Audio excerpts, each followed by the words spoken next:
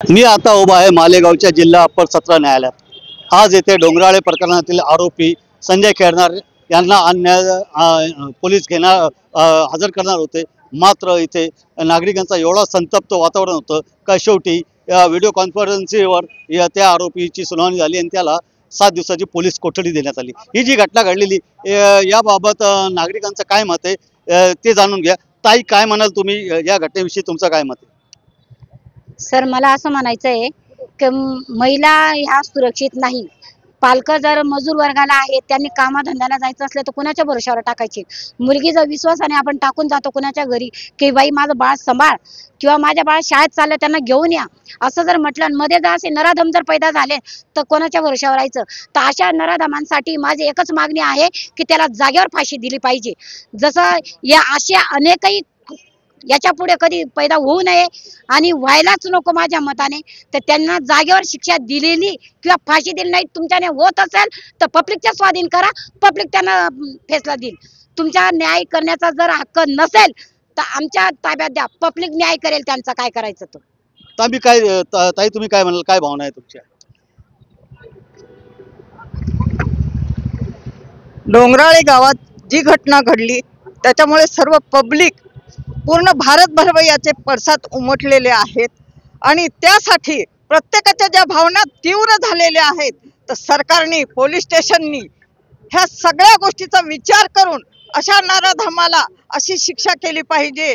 सर्व समाजापुढे की समाजाला एक त्याचा वचक बसला पाहिजे की पुन्हा ही अशी घटना घडू नये।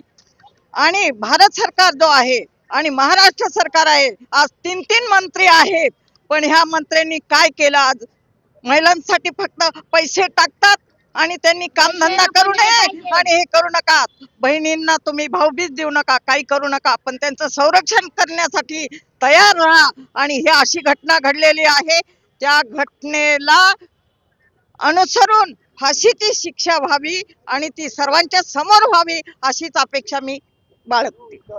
तुम्ही काय म्हणाल भाऊ, ही जी घटना घडलेली आहे याला कोणी दोषी आहे, काय म्हणाल? याला दोषी कोणी नाही। अशा घाण नराधमांना, पहिली गोष्ट अशा भाडकं लोकांना पहिली गोष्ट समाधान जातच नसते, परंतु अशा वृत्तीच्या लोकांना मी तर म्हणतो का बुवा, जेव्हा घटना घडली तर याला काही कोर्ट कचेरी काही नको, याला जागेवर शासनानेच याला ना जागेवर एन्काउंटरची डायरेक्ट आहे ना एक प्रथा म्हणा किंवा शिक्षा आणि कायदा पाहिजे।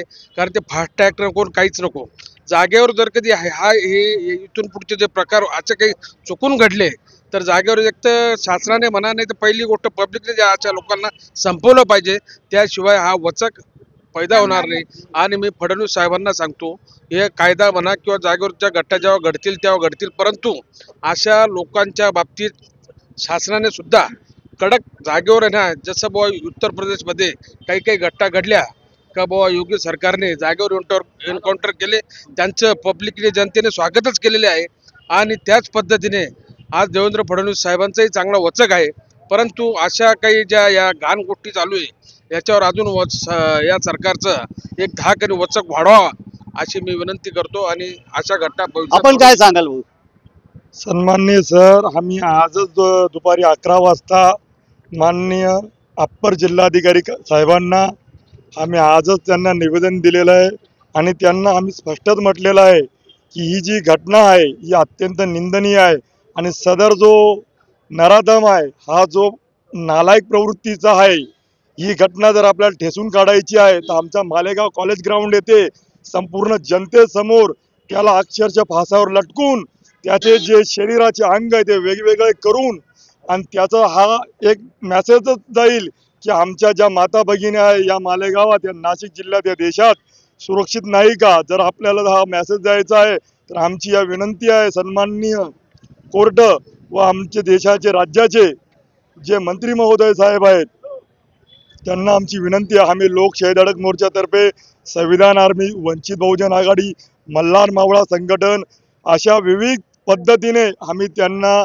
सन्माननीय अप्पर साहेबांना निवेदन दिलेले आहे आणि त्यांना आम्ही वेळीच इशारा दिलेला आहे, जर आपण वेळीच निर्णय नाही घेतला व आमच्या समाज बांधवांना पुनर्रूपी जर अशा पद्धतीने जर हे होत असेल, कारण की आमचा नाशिक जिल्हा हा कायद्याचा बालेकिल्ला आहे आणि आमच्या कायद्याच्या बालेकिल्ल्यात या राज्यात या देशात आम्ही सहन करणार नाही. एकूणच आपण बघितलं असेल तर नागरिकांच्या संतप्त भावना आहे, एवढे संतप्त आहे का या नराधामाला उघड्यावर फाशी देण्यात यावी, कोणी म्हणतो त्याचा एन्काउंटर करण्यात यावा. एकूणच ज्या भावना आहे ते संतप्त आहे आणि आरोपीला फाशीच व्हायला पाहिजे अशी एक मुख्य मागणी या भागातील नागरिक करत आहेत. बबू शेख, न्यूज 18 लोकमत, मालेगाव.